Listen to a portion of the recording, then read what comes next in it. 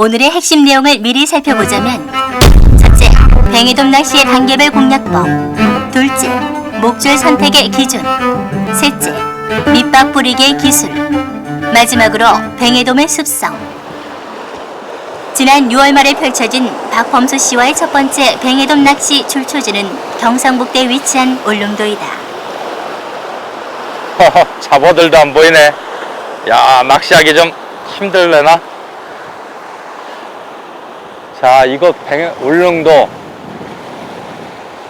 저희들 그 한국의 반도에서 제일 가까운 임원에서부터 여기까지 거리가 한 130km 정도 된답니다. 지금 저희들이 포항에서 배를 폈는데 쾌석선으로 3시간 조금 더 걸렸지요.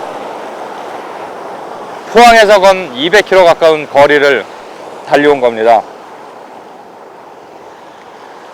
포항에서 200km, 임원에서 132km. 이 조그만 섬에 사람들이 어떻게 와서 살게 됐을까요? 여기까지 배로 하면 며칠 걸렸겠죠. 그 사람들이 별자리를 보면서 이쪽으로 바람을 타고 항해해 왔을 텐데, 지금이야 기술이 발달해서 쾌속선으로 3시간이면 들어옵니다만은 참 옛날 사람들 대단해요.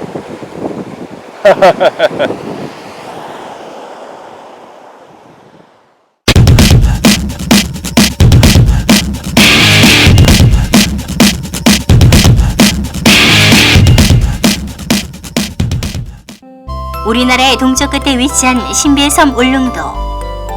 2000m 깊이 바다에서 화산이 분출되어 형성된 오각형의 거대한 섬 울릉도는 성현봉을 중심으로 섬 둘레가 험준하면서도 깊은 계곡과 귀한 암벽이 푸른 바다와 함께 어우러져 섬 전체가 절경을 이루고 있다.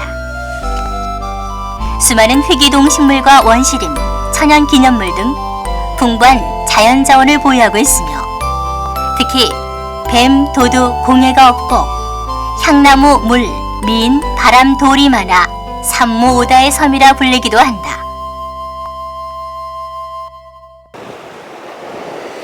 이곳 울릉도는 화산섬의 전형적인 지형을 보여주고 있습니다. 화산이 폭발해서 그 폭발된 화산이 굳으면서 이 형태가 된 섬이라서 갯바위가 그 갯바위 앞까지는 높은 산이 이어지다가 바로 갯바위 앞에서는 이렇게 평평하게 용암이 물에 식으면서 이런 평평한 지형을 나타내고 있습니다. 이곳에 사람이 살기 시작한 게 기원전 3000년 철기 시대, 그때쯤부터 사람이 살기 시작했다고 하네요. 기원전 3000년이면은 철기라 하지만 다 뗏마에 배 타고 다닐 텐데 이곳까지 어떤 사람들이 들어왔을까? 이 바다에 있는 뱅에돔도 태고 쪽, 어떻게 생각하면 인류가 나오기 전서부터 있었던 어류 중에 발달돼서 나온 뱅에돔이 아닐까. 그 뱅에돔의 후손들이 계속 이어져서 이곳에 살고 있지 않을까. 참 이 바다를 접해서 생각하면은 신기하고 신비롭고 또 어떻게 보면 사람이 참 하찮은 존재 같기도 하고 많은 걸 느끼게 해줍니다.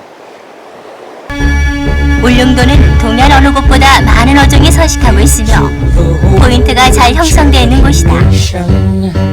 그중 뱅에돔을 공략하기 위해 첫 번째 포인트로 정한 곳은 울릉도 동남쪽에 위치한 저동항 방파제 옆의 갯바위이다. 울릉도에서 첫 번째 포인트로 정한 저동항 옆 갯바위에 도착하자마자 촬영팀보다 먼저 와 있던 옆자리 낚시인들이 첫 번째 입질을 받았다. 과연 우리가 울릉도에서 첫 번째로 볼 수 있는 것은 무엇일까? 부시리가 아닐까 싶네요. 이 동해안 뱅에돔 철에는 부시리랑 같이 나온답니다. 항상 부시리가 들어올 때. 그러니까 부시리일 가능성이 좀 낚싯대 힘새로 봐서 부시리 맞네요. 저 밑에 보이네.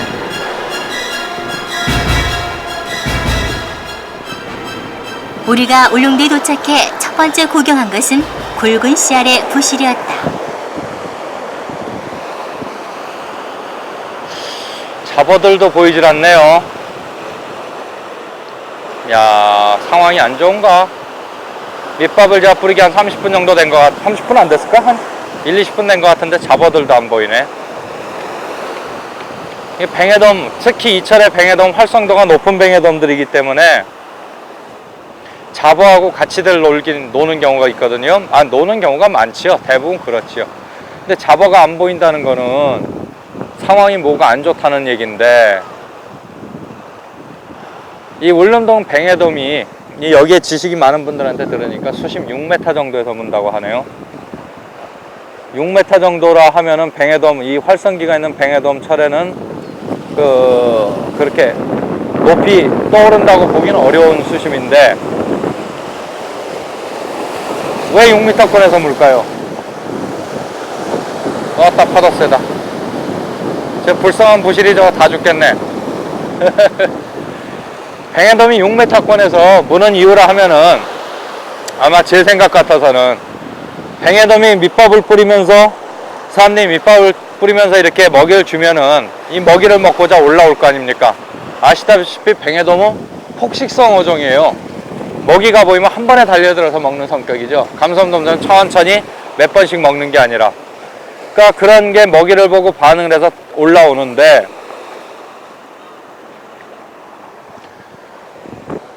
뱅에돔들은 폭식성 어종이라서 자기가 살고 있는 깊은 수심에서 미끼나 이런데 밑밥, 낚시꾼이 주는 밑밥에 반응을 해서 올라오게 되겠죠. 근데 6m까지만 올라오고 안 올라온다는 거는 자기가 살던 지역, 습관적으로 그 지역에서 자기가 안전하다, 먹이를 보고 달려들더라도 나중에 도망갈 때 안전하다고 생각되는 층이 수심 6m가 아닐까 싶네요. 그래서 6m까지만 그런 대로 떠오르고 그 이상은 잘 안 올라오는 거겠죠. 오늘 박범수 씨가 첫 번째로 노리는 수심층은 현지인들의 조언을 기초로 해 수심 6m를 기준으로 뱅에돔 공략에 나섰다. 아직까지 울릉도의 6월은 뱅에돔의 활성도가 활발하지 않은 상태인데, 한 마리씩 보이기 시작하는데 뭔진 모르지만은 잡어가 보인다는 건 즐거운 증거예요. 고기가 나올 수 있는 확률이 있다는 거니까. 자, 잡어가 보이니까 제가 여기 현지인들이 가르쳐 준 대로 수심 6m에 채비를 고정시켜서, 고정이라는 수심 6m를 기준으로 낚시를 해보도록 하겠습니다. 미끼도 안 떨어지네. 좀 더 깊은 데 있을래나?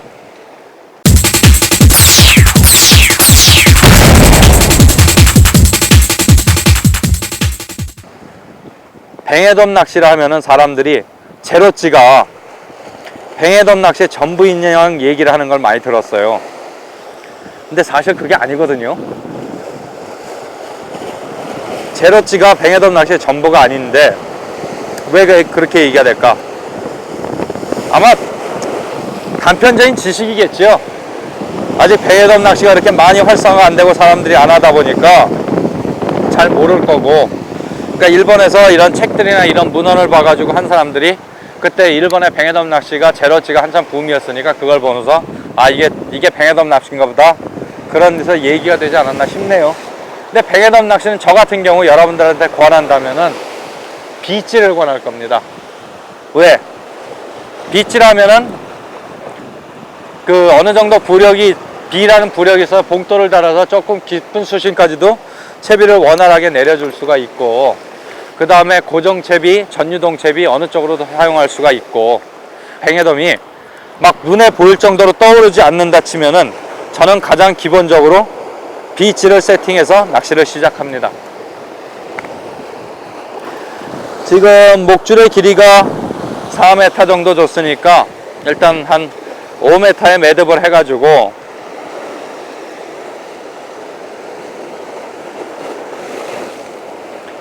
부터 이제 채비를 천천히 가라앉히면서 낚시를 해보도록 하겠습니다. 박범수 씨는 뱅에돔 낚시 시작으로 비부력의 찌를 선택했다. 그의 말에 의하면 비부력의 찌를 사용하는 이유는 깊은 수심층까지 채비를 원활하게 내려줄 수 있고, 고정 채비와 전유동 채비 둘 중 어느 쪽으로도 사용할 수 있기 때문이라고 한다. 비부력 엣지로 6m권을 탐색하는 박범수 씨. 하지만 뱅에돔의 뚜렷한 입질은 보이지 않고 잡어의 움직임 역시 활발하지 않다. 울릉도에서의 첫날, 낚시의 시작은 그리 쉽게 보이지만은 않는다. 지금 6m 수심권을 계속 탐색해 봤는데 크릴도 안 떨어지네요. 미끼도. 수어는 뭐 그럴 수도 있다 치는데 잡어들도 안 보여요. 상황이 좋다고 얘기하기는 어려울 것 같네요. 좀 더 깊은 수심을 좀 예민한 채비로 탐색해 보도록 하겠습니다. 좀 더 깊이 10m 과거까지 어느 층에서 그 미끼가 없어지는지 한번 탐색해 보도록 하겠습니다. 6m의 수심층에서 뱅에돔의 입질이 없자 좀 더 깊은 수심층을 공략하기로 한 박범수 씨.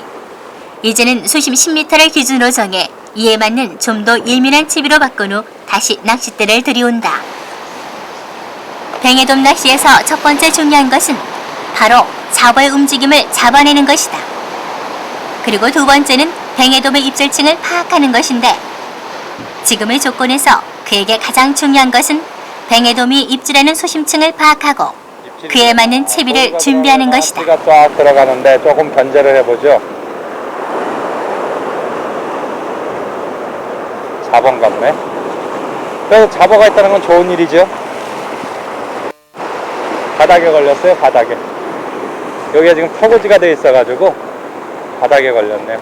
수심 한 9m 내려가니까 바닥에 걸린다. 으아 아까운지. 제가 지금 원줄이 1.5예요. 원줄이 1.5에 목줄을 1.25를 썼는데 텐션이 있다 보니까 원줄에서 줄이 터졌네요. 줄을 좀 갈고 채비를 바꾼 다음에 다시 한번 해보도록 하겠습니다.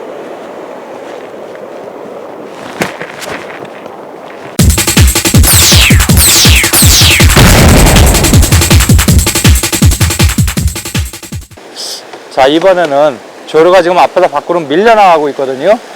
밀려나간다면 전유동이 유효한 조법이 되겠죠. 그래서 지금 007을 써가지고 채비 전체를 가라앉히면서 내보내면서 낚시를 한번 해보도록 하겠습니다. 바람이 심하게 불고 먼 바다로 나가는 조류가 형성됐기 때문에 박범수 씨는 비부력 엣지를 007로 바꾸어 채비를 전이동 방법으로 재정비하고 다시 낚시를 시작한다. 수심을 6m에서 8m 선까지. 지금 목줄 길이가 4m고 목줄지가 안 보이기 시작하면 한 2m 정도 내려갔다 보거든요. 현재가 6m 수준. 위치가 가라앉죠. 저걸로 이제 6m에서 몇 미터 더 내려가느냐를 하는 거예요. 탐색하는 겁니다. 미끼가 없어요. 잡어가 있는 것 같아요.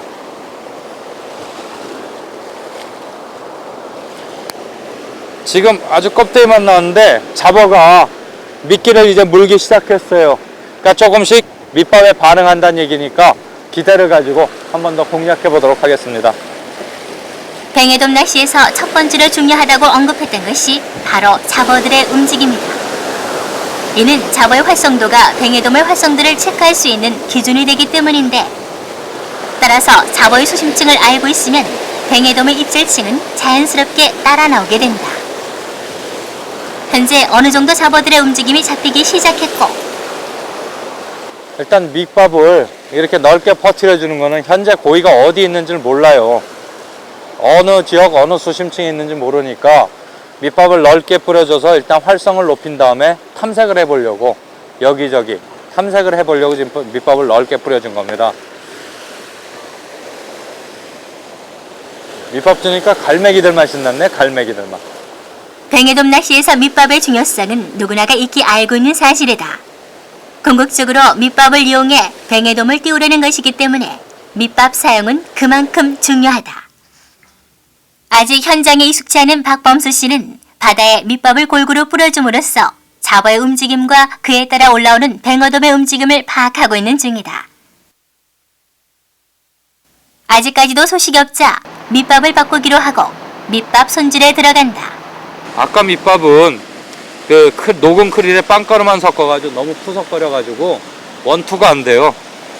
그러니까 지금 채비가 가까운 데서 고기가 안 나오니까 좀 멀리 던져서 이제 잡어가 그렇게 심하질 않으니까 채비에 밑밥을 집중시켜서 한번 공략해 보려고 채비를 밑밥을 좀 단단하게 만들고 있습니다.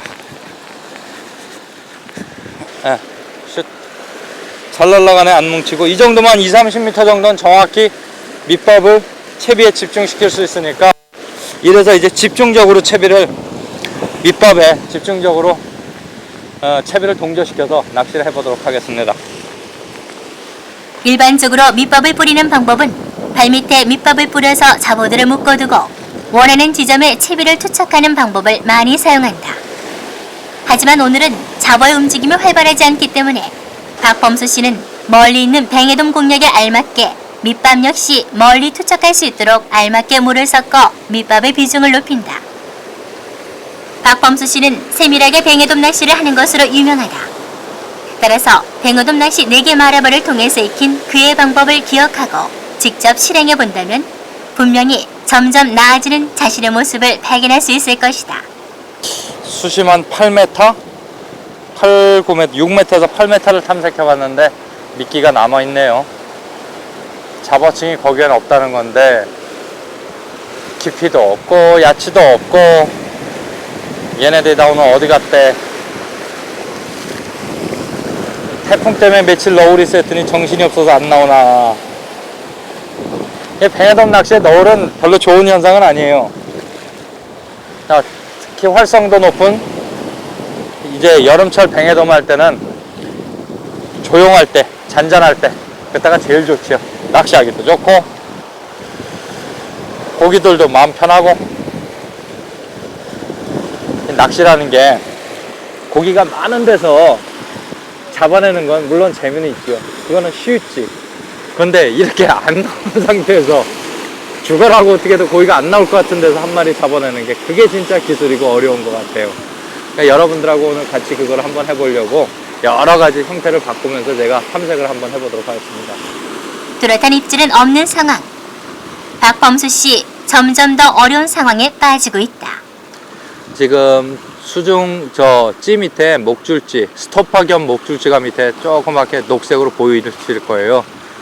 지금 현재 정렬이 되면서 채비가 내려가기 시작하네. 저기가 목줄의 길이가 4m니까 현재 지금 4m인 상황입니다. 자, 지금 목줄지가 점점 내려가면서 한 5m 선 됐네요. 그냥 무작정 내려주지 마시고 조금 잡아서 끌어줬다가 다시 내려줬다, 스피드를 좀 조절하세요. 내려가는. 자, 지금 이제 6m권까지 다시 내려보겠습니다.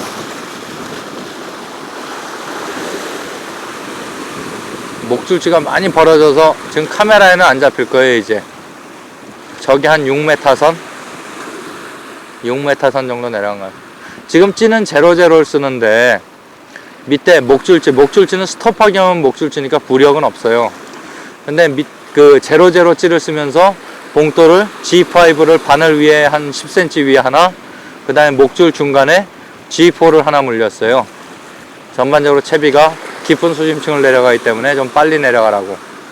찌는 제로제로 찌를 쓴 거는 지금 위에 너울이 있어가지고 찌가 떠 있으면은 그 원줄이 밀렸다 그러기 때문에 채비가 물속에서 안정이 안 되거든요.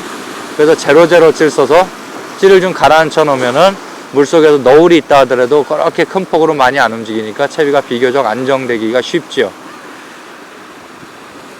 제로제로 찌 쓰면 가라앉지 않는가 생각하는데 사람들이 생각보다 안 가라앉아요, 저렇게. 자, 지금 잡어가 덤볐습니다. 채비가 정렬이 되고 찌가 내려가는 상태인데 원줄을 잡아줘도 크게 당기는 느낌이 없어요.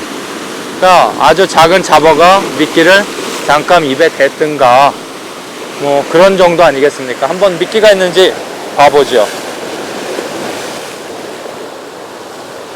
미끼가 남아있네요. 아직 채비에는 미끼가 남아있으니까 잡어였으니까 지금 한 8m 전까지 내려갔으니까 채비를 걷어버리면 아깝지 않습니까? 8m까지 가라앉힌 시간이 조금 더 놔둬가지고 한 10m 선까지 내려본 다음에 반응이 없으면 다시 한번 채비를 감아드려 보도록 하겠습니다. 채비는 8, 9m 내려갔는데 밑에 수중에 지금 많이 붙였을 때 너울이 심하니까 채비가 말려들어 갯바위 벽에 붙는 것 같아요. 조금 멀리 원투해야 될 것 같네요. 지금 상황이면은 일단 채비를 한번 감아 보도록 하죠.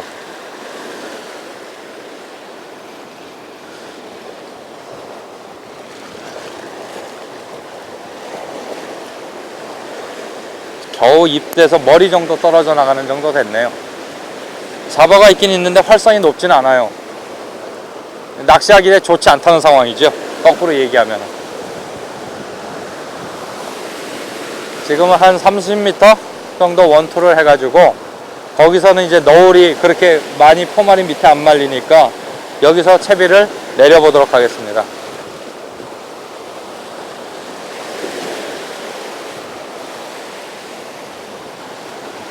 밑밥을 일단은 어느 층에서 무는지 모르니까 폭넓게 넓게 뿌려주고, 채비가 지금 뿌려주는 상태에서 채비가 잘 물속에 가라앉으면 정렬되고 있을 거예요. 그럴 때 한번 채비를 원줄을 당겨줘서 채비를 일직선으로 만들고 자기가 원한 밑밥 지역에 채비를 끌어다가 맞춥니다. 그래야지 집중도가 높아지니까요. 이 상태에서 채비를 내려보도록 하겠습니다. 박범수 씨의 낚시 스타일을 보면 미끼의 유무를 판단하는 것을 매우 중요하게 여긴다. 그 이유는 잡어들을 뚫고 미끼를 자신이 원하는 수심층으로 내리는 일이 시간이 걸릴 뿐만 아니라 어렵기 때문이다. 미끼가 있긴 있는데 8m 선까지 아무 반응이 없이 내려가네요. 일단 밑밥을 줘가지고 거기를 집중을 시켜놓고 다시 한번 채비를 6m에서 8m권을 다시 한번 탐색해 보겠습니다. 지금 저희들 밑밥 주는 사이에 밑밥에 잡어들이 몰렸는지 그 순간에 크릴이 없어졌어요. 채비를 딱 당겼을 때 크릴의 무게를 못 느꼈거든요. 지금 그러면은 밑밥을 뿌려줬을 때 6m까지 잡어가 올라온다는 얘기가 되니까 뱅에돔이 있으면 6m에서 8m 선권 가능성이 있겠죠. 자, 이제 크릴 밑밥을 가지고 잡어를 6m 선에서 분리시켜야 될 것 같아요. 그래야지 채비가 8m 선까지 잡어 안 뜯기고 내려가니까. 자, 잡어하고 미끼하고 분리시키는 가장 기초적인 방법. 발밑에 잡어가 있으면 발밑에 모아두면 되죠. 근데 지금 상황 같은 발밑에 잡어가 모이질 않아요. 개체수가 작기 때문에. 이럴 때는 밑밥에 반응을 하니까 밑밥을 일단 한 2주걱 뿌려줘가지고 잡어들한테 여기 먹이가 있다. 그럼 잡어들이 야 먹으러 가자고 올라갈 거 아니에요. 그때는 좀 기다립니다. 잡어가 저기에 정신이 팔렸을 때까지. 그 다음에 채비를 좀 멀리 던져주고요. 잡어거리보다 한 10m 정도 던져줬는데 일단은 여기서 바로 채비를 끌어가지고 밑밥 주위에 맞춰줘도 됩니다만은 채비가 가벼운 채비를 쓰고 있잖아요. 그러니까 채비가 일정 정도 가라앉은 다음에 맞춰주는 게 자기가 시간을 번다고 그럴까?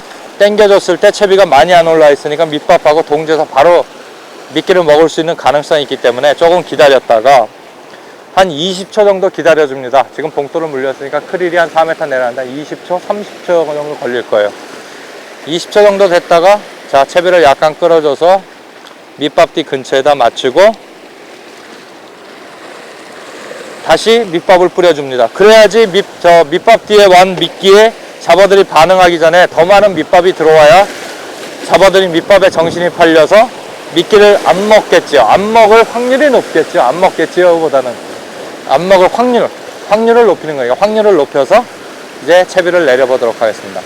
일단은 채비가 정렬 내려가기 시작하는데 크릴의 유무부터 확인해야 될 거예요. 일단 크릴의 유무를 확인해 보도록 하겠습니다. 채비가 안 내려서 아직 잘 모르겠네. 조금 더 채비가 안정되면 이제 크릴의 유무를 확인해 보겠습니다.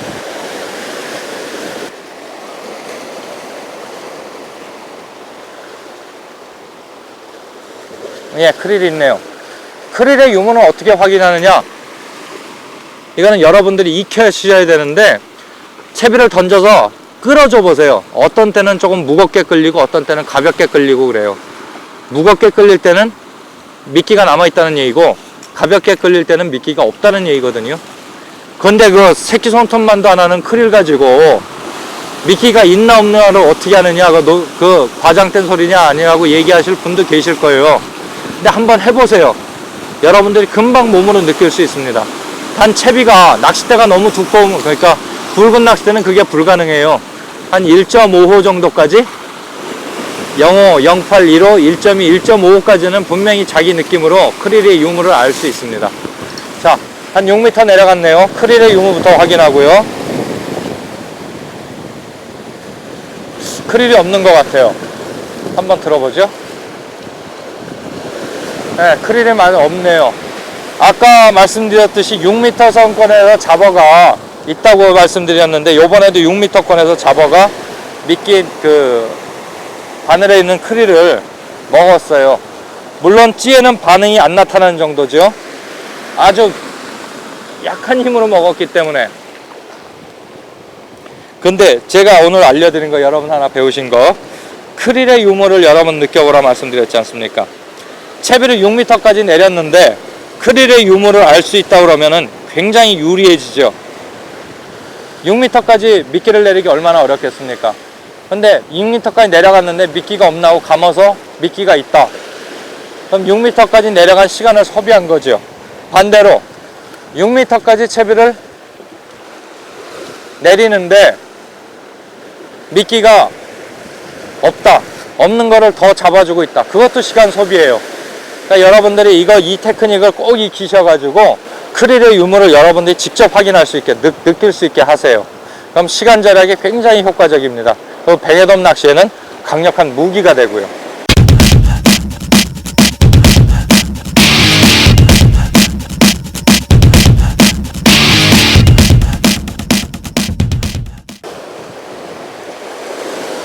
잡어에 크릴은 없어지는데 고기는 안 물고 너울은 세고, 이런 경우에는 자리를 옮겨보는 게 최적일 것 같아요. 자리를 한번 옮겨보죠. 자, 딴 데 가서 다시 한번 시도해 보도록 하겠습니다.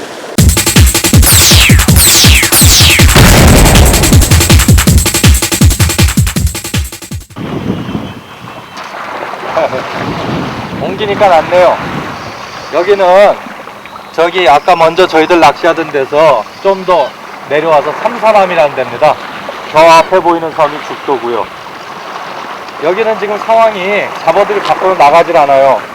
그러니까 고기가 나올 것 같은데 나오긴 나오는데 씨알이 자네요. 이제 비워라.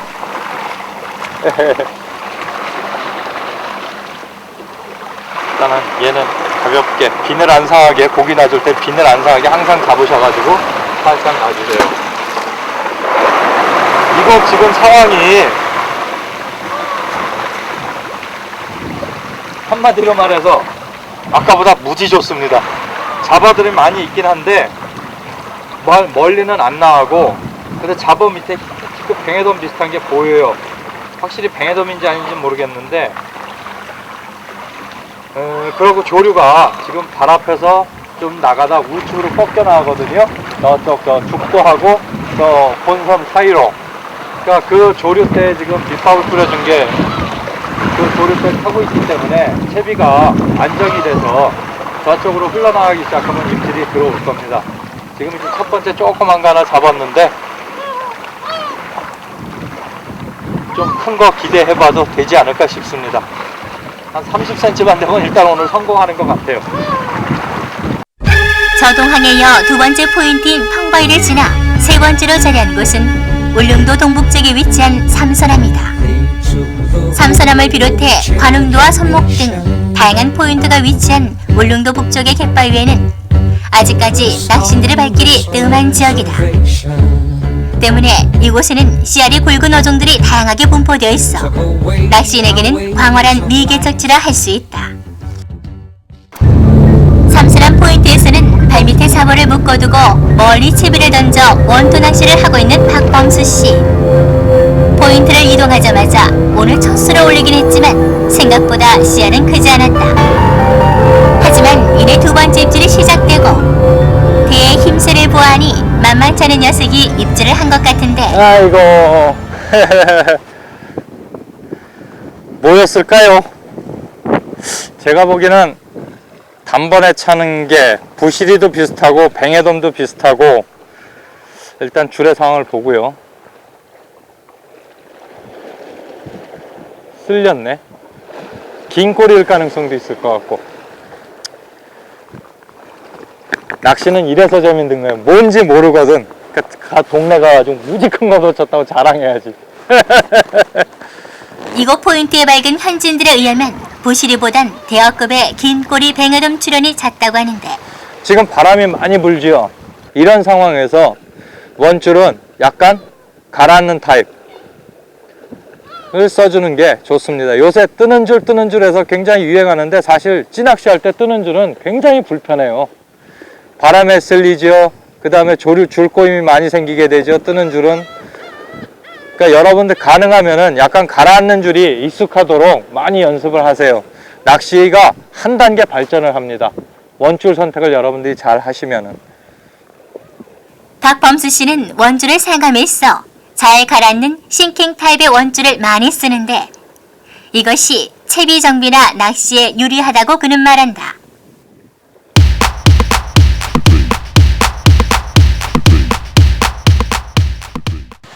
여러분, 목줄 중에서 제일 좋은 목줄이 무슨 목줄인 줄 아십니까? 아주 쉬운 문제. 고기가 잘 무는 목줄이 제일 좋은 목줄이죠. 자, 고기가 잘 무는 목줄이라는 어떤 조건을 가져야 할까요? 목줄이란 건 암만 해도 물속에 들어가면 이물질 아닙니까? 물속에 있는 자연스러운 물건이 아니라 외부에서 들어온 이물질이지요. 그렇기 때문에 목줄은 가장 중요한 게 첫 번째 투명도입니다. 투명도. 그래야지 물속에서 가장 고기 눈에 안 띄게 되겠죠. 투명도가 좋은 목줄을 선택하시는 게 첫 번째. 두 번째, 직선성이 좋은 목줄. 직선성이 좋은 목줄 무슨 얘기냐면은 어떠한 목줄이라도 저희들이 제일 처음에 풀어서 놔두게 되면은 휘임새가 있습니다. 근데 이 목줄은 지금 휘임새가 거의 없는데 어떤 거는 이렇게 펴보기만 하면 꼬불꼬불 되어 있는 목줄들이 있어요. 그런 목줄들은 물속에서 수중에서도 그런 상태로 있기 때문에 암만 해도 꼬불꼬불한 건 고기 눈에 잘 띄게 되겠죠. 그래서 고기가 거부감을 많이 느끼게 됩니다.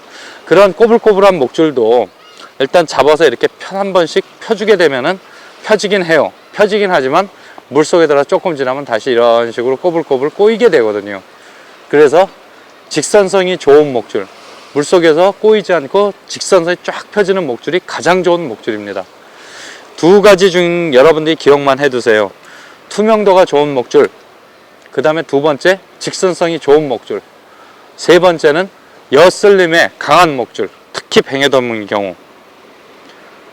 뱅에돔 같은 거는 아시다시피 여에 사는 물고기고 여에서 나와서 먹이를 먹고 다시 위험을 느꼈을 때 여 속으로, 자기 굴 속으로 숨어 들어갈 거 아닙니까? 숨어 들어가기 때문에 여에 쓸리는 경우가 많죠. 특히 큰 놈이면 큰 놈일수록 그런 경우가 더 많습니다. 그래서 목줄은 여에 쓸림이 강한 목줄, 여러분이 당겨봐서 뻣뻣하면서 아 강하다 이렇게 느끼는 목줄들이 요새 몇 가지 있는 거로 알고 있어요.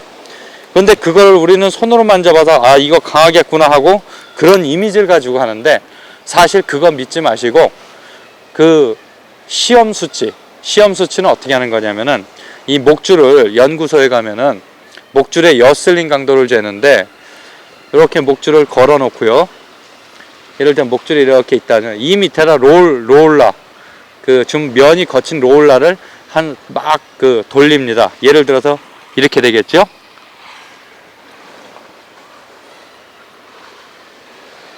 이런 식으로 롤라를 한번 1분이면 1분, 5분이면 5분 돌려서 돌린 후에 강도를 재게 되죠. 그걸 여슬림 강도라고 합니다. 저희들이 그 여슬림 강도가 그 강한 목줄이 따로 있어요. 우리가 잡아봐서 뻣뻣하면서 아 이거 코팅이 잘 돼 있으니까 강하겠다. 그런데 천만의 말씀, 코팅 많이 된 목줄일수록 여슬림 강도는 굉장히 약해요. 왜 그러냐면 코팅되어 있는 게 여슬리면서 조각조각 떨어져 나가게 되거든요.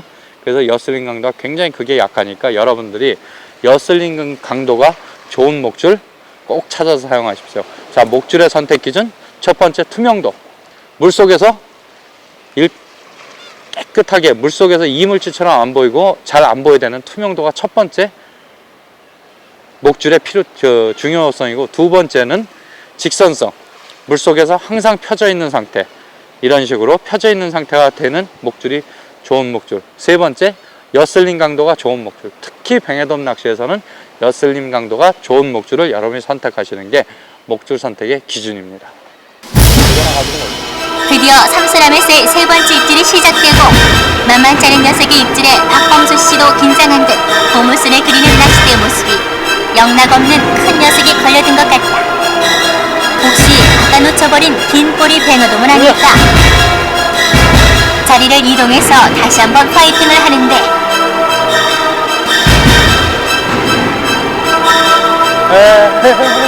빠졌어요. 안타깝게도 이번 역시 목줄이 끊어지고 말았다. 아쉽네요. 두 번의 저 큰 입질. 근데 부실일 것 같기도 하고 아닐 것 같기도 하고. 부실이니까 힘 같으면 부실이 정도는 아니면 초대형 뱅에돔인데 갯바위에 너무 붙여서 차고 내려가는 게 조금 먼저 놓친 거는 갯바위에 찼던 게 어느 정도 다시 띄워서 터졌고 줄에 쓸린 자국이 있었고 요번 거 같은 경우는 뭐 들어간 상태에서 거기서 뭐 여에 쓸리면서 나온 거니까 뭔지를 모르겠어요. 이래서 낚시가 재밌는 거 아니겠습니까?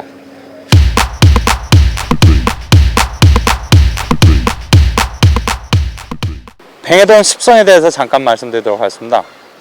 우리나라 연안은 뱅에돔 낚시가 이제 한겨울을 지나서 4월, 제주도 같으면 4월, 딴 데 같으면 5월달, 빠르면 5월달부터 낚이기 시작하죠. 그게 장마철 뱅에돔, 그러니까 뱅에돔이 산란을 하고 휴지기, 물속에서 충분한 체력을 어느 정도 회복한 다음에 이제 회복한 몸을 살찌우기 위해서 먹이를 많이 먹게 되죠. 활발하게 먹이 활동을 합니다. 그게 우리가 말씀드린 5월, 6월, 7월, 8월까지. 적어도 우리나라에서는 그거를 일본에서는 뱅에돔에 관해서 뭐 연구를 많이 했으니까 그런 뱅에돔을 즈유구로라고 하는데 그게 무슨 얘기면 장마철 뱅에돔, 장마철을 전후해서 활성이 좋아서 떠오르는 뱅에돔을 얘기하는 거죠. 그때는 수심이 한 2m, 3m, 얕게는 30cm, 50cm까지도 떠올라서 먹이를 밑밥을 주게 되면 먹습니다. 통영 같은 데 가면은 그게 지금 보여요. 그렇게 막 떠오르는 뱅에돔들이. 근데 이 울릉도는 지금 뭐 컨디션이 안 좋은가? 시기적으로는 떠올라야 되는 시기인데 보이질 않네요. 자, 뱅에돔이 한겨울을 나고 산란을 하고 그 다음에 먹이를 먹으면서 체력을 보강하고 다시 떠오르기 시작하는 5월에서부터 장마철 뱅에돔이 시작돼서 8월까지 뱅에돔이 높은 활성을 보이다가 여름 이제 한여름이 지나면서부터 뱅에돔이 떠오르질 않고 깊은 데 내려가고 먹이도 잘 안 먹어요. 왜 그러냐면 뱅에돔은 원체 초식성어류였었거든요. 이끼나 해초나 이런 걸 먹는. 그러니까 그 습성으로 돌아와서 잘 안 먹다가 이제 겨울이 되기 전에 한 9월달, 10월달부터 뱅에돔들이 이제 겨울을 나기 위해서 지방분을 몸에 축적해야 되니까 동물성 먹이를 적극적으로 먹게 됩니다. 그러니까 우리가 밑밥에 반응하고 크리를 먹고 그렇게 되는 거죠. 그게 한국 같으면 아직 정확하게 데이터가 없어요. 제주도 같은 경우는 보통 11월서부터 시작해서 그런 이제 겨울철 그 포식성 뱅에돔들이 나타나기 시작하는데 우리나라 남해안, 남동부 해안, 여수권, 남해 중부 에서 나오는 뱅에돔들은 우리 사람들이 9월 한여름이 지나는 이제 9월서부터는 감섬돔 낚시로 돌아서기 때문에 뱅에돔 낚시를 안 해요. 그래서 습성이 정확하게 알려지지 않았습니다만은 우리나라 제주도의 뱅에돔의 습성, 그러다 일본에 연구되어 있는 뱅에돔의 습성을 본다면은 똑같은 형식으로 이 겨울을 지나기 전에 뱅에돔들이 많은 먹이를 먹기 위해서 활발하게 활동을 할 거예요. 큰 고기들도 많이 나오고 그게 아마 한 11월? 12월 초가 안 될까 싶네요. 올해 여러분들 저와 함께 뱅에돔 낚시를 해보실 건데 기대를 해보시면은 뱅에돔의 습성을 겨울철 뱅에돔의 습성을 우리가 직접 여기저기 다녀보면서 고기를 낚아보면서 우리가 진짜 이렇구나 하고 알아보도록 하겠습니다.